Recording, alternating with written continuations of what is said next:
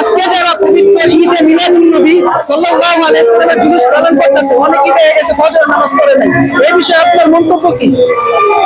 যারা ফজরের নামাজ পড়ে নাই, নিঃসন্দেহে এটা ফরজিয়াত, এটা তারা তরফ করছে, তারা গুনাহগার হবে। একটা জিনিস কি, আমাদের দেশের ভিতরে কিছু কিছু আমাদের আনন্দ, কিছু কিছু আমাদের যে নফল সবগুলো আমরা বিভিন্ন একটা বাহানা দিয়ে আমরা বঞ্চিত করতে চাই। যারা ফজরের নামাজ পড়ে নাই, নিঃসন্দেহে তারা গুনাহগার হবে। কিন্তু জশ্নে জুলুসের সাথে ফজরের নামাজের কোনো সম্পর্ক নাই। জশ্নে জুলুস এটা ব্যতিক্রম আমল, আর আপনার ফজরের নামাজ এটা হলো ফরজিয়াত আমল, এটার সাথে এটা তুলনা চলে না। যারা না পড়ছে তারা গুনাহগার হবে, আর যারা এই জায়গার ভিতরে যারা আসছে তারা ইনশাআল্লাহ সব পেয়ে যাবে। এই তাহলে আমাদের ফজরের নামাজ এটা পড়া জরুরি, এটা পড়ে আসাটাই উচিত। তাহলে আমাদের সুন্দর মতো আমাদের আমলটা সহজ হয় এবং সুন্দর হয়।